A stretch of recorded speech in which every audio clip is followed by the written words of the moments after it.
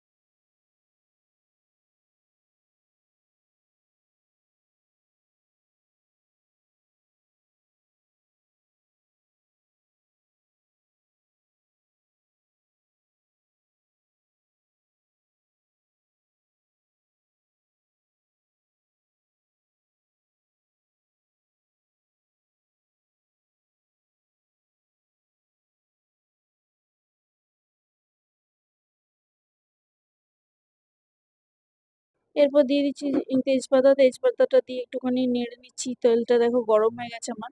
তো এরপর দিয়ে দিচ্ছি গোটা জিরে। কারণ মুগ ডাল একটুখানি জিরে ফোড়ন দিলেই বেশি ভালো লাগে। জিরেটা দেখো আমার ভাজা ভাজা হয়ে গেছে। আর এরপর দিয়ে দিচ্ছি চিংড়ি মাছের নুন হলুদ মাখানো চিংড়ি মাছটা ভালো করে একটুখানি ভেজে নিচ্ছি সুন্দর করে। দেখো চিংড়ি মাছটা যাতে তোমার ওতেই ভাজা হয়ে যায়। আর যেহেতু চিংড়ি মাছটা অনেকটাই টাটকা টাটকা ছিল, তো বেশি আর করিনি। এরপর দিয়ে দিচ্ছি আদা রসুন আর পেঁয়াজ টমেটোর পেস্ট, কাঁচা লঙ্কা দিয়ে পেস্ট দিয়ে, এবার তার মধ্যে দিচ্ছি মশলা বলতে আমি তো বাটিতে গলি মশলা, নুন হলুদ জিরে গুঁড়ো ধনে গুঁড়ো একটা বাটিতে গুলে রেখে সেই মশলাটা একটু দিয়ে দিয়েছি। আর লবণটা পরিমাণ মতো দিয়েছি একটু ভাজা করে নিচ্ছি ভালো করে মশলাটা। এরপর ডালটা সিদ্ধ করে রেখেছি, ওই ডালটাও দিয়ে দেবো, সিদ্ধ ডালটা। দেখো এই যে ডালটা ঢেলে দিলাম। আর এই চিংড়ি মাছের ডালটা দারুণ লাগে খেতে। বাঙালদের একটা এটা স্পেশাল রান্না চিংড়ির ডাল। তো অল্প একটুখানি চিনি দিয়ে দেবো নামার আগে।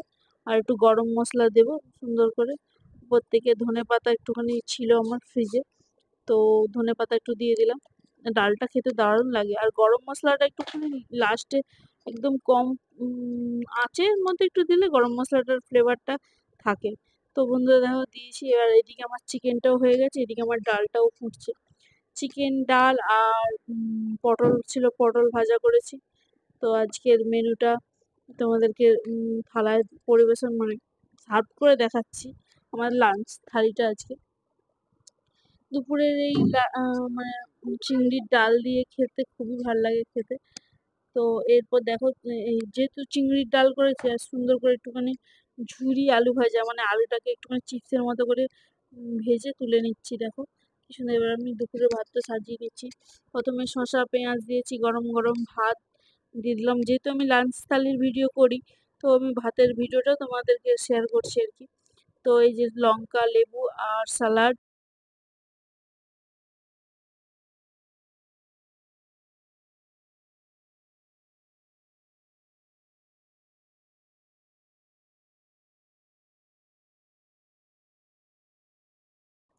এই পটল ভাজাটা আমি সাজিয়ে দিচ্ছি, তারপর পটল ভাজাগুলো দেওয়ার পর আলু ভাজা কিছুটা দিয়ে দিচ্ছি।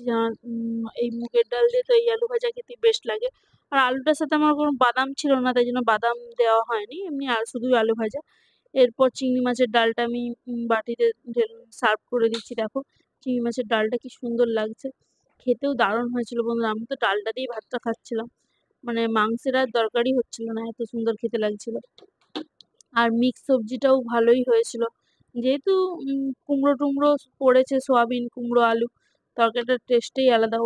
এইসব দিয়ে ভাত খাওয়া যাবে, আর চিকেনের দরকারই হবে না। তারপর তো রয়েছেই চিকেন। আজকে মোটামুটি ভাত বেশি করেই বসাতে হতে হয়েছিল, কারণ চিকেন আছে, মাছ আছে, আলু আছে, ডাল আছে, সবকিছু দিয়ে একটা ভালো খাওয়া দাওয়া। আর লাস্ট শেষ পাতে তো আমাদের দই রইবেই, কারণ দই ছাড়া লাস্টের খাওয়া সম্পূর্ণ অসম্পূর্ণ যেটাকে বলে, সম্পূর্ণ হয় না। তো দেখো এই আমার লাঞ্চ থালি আজকে দুপুরে রেডি হয়ে গেছে, মানে খেতে অসাধারণ হয়েছিল। তোমাদেরকে এরপর খাওয়া দাওয়া করে একটুখানি বিকেল বেলার দিকে বেরিয়েছিলাম, তোমার যাদবপুরের দিকে গেছিলাম, মানে বাজারের দিকে। তো ওখানে তোমার মার্কেটে একটুখানি কাপড় জামা কিনছিলাম, ঠাকুরের কাপড় জামা। তারপর ভাল লাগছিল দেখতে। আর এই যে কালী মন্দিরটা দেখো, পুজো হচ্ছিল তখন, তো সন্ধ্যাবেলা সন্ধ্যা আরতি, তো তাই দেখছিলাম একটুখানি দাঁড়িয়ে। এরপর ঠাকুরের যেহেতু জুয়েলারি বানাবো, তার জন্য কিছু আইটেম জিনিসগুলো আর কি বানানো নিয়ে নিলাম। এরপর রাস্তায় ফিরতে ফিরতে আবার মেলায় ঢুকলো, সেই মেলাটা এখনো চলছে। আগের দিন যে মেলাটা গিয়েছিল সেই মেলাটায় আবার গেছে, তো মেলায় গিয়ে ঘোরাঘুরি চলছে এখন, এদিক ওদিক জিনিসপত্র কেনাকাটি। আর এখানে খুব কম দামে এইসব জিনিসগুলো, 50 টাকা, 150 টাকা, 200 টাকার মধ্যেই সবকিছু ছিল। তো আমার যদিও কিছু লাগতো না, তাই নেওয়া হয়নি কিছু। এরপর ও যাচ্ছে এদিকে, তোমার হচ্ছে কি বলে ওটাকে, জাম্পিং এ চড়বে, তো ওকে নিয়ে গেলাম জাম্পিং এ চড়ার জন্য। দেখো বন্ধুরা, মেলায় একটাও লোক নেই, শুধু আমরাই মনে হয় কয়েকজন রয়েছি। আর দেখো সব ফাঁকা পুরো, কয়েকটা বাচ্চা আসছে একটু আধটু, তারপর চড়ছে, কিন্তু সেরকম কোনো ভিড় নেই। এরপর মেলায় একটুখানি খেয়ে নিলাম ফুচকা। এরপর ফুচকা খেয়ে এসে বাড়িতে এসে গেছিলাম। তো বন্ধুরা, এরপর ভিডিওটা এন্ড করতে পারিনি, পরের দিন সকালবেলা আবার ভিডিও আমি অন করেছিলাম, কারণ ভিডিওটা শেষ করতে পারা হয়নি।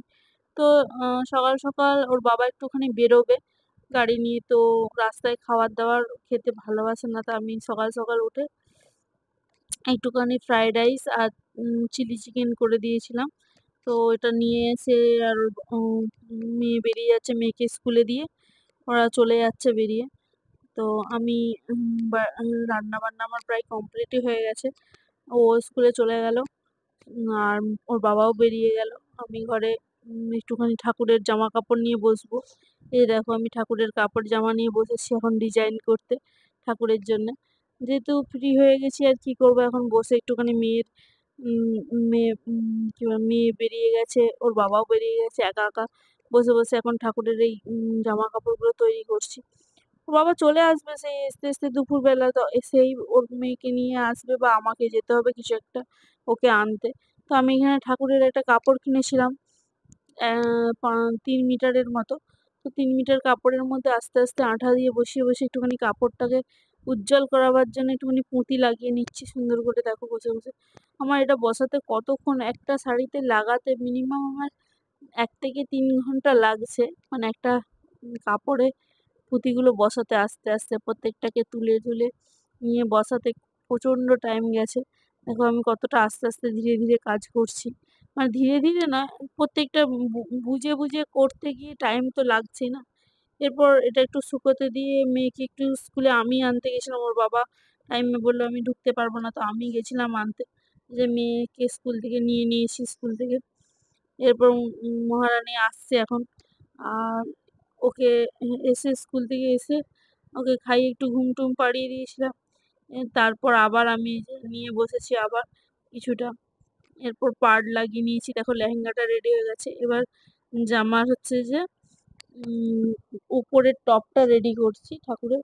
দেখো আমি প্রত্যেকটা টপের মধ্যে একটুখানি পুঁতিটা বসিয়ে নিচ্ছি, যাতে দেখতে সুন্দর লাগে।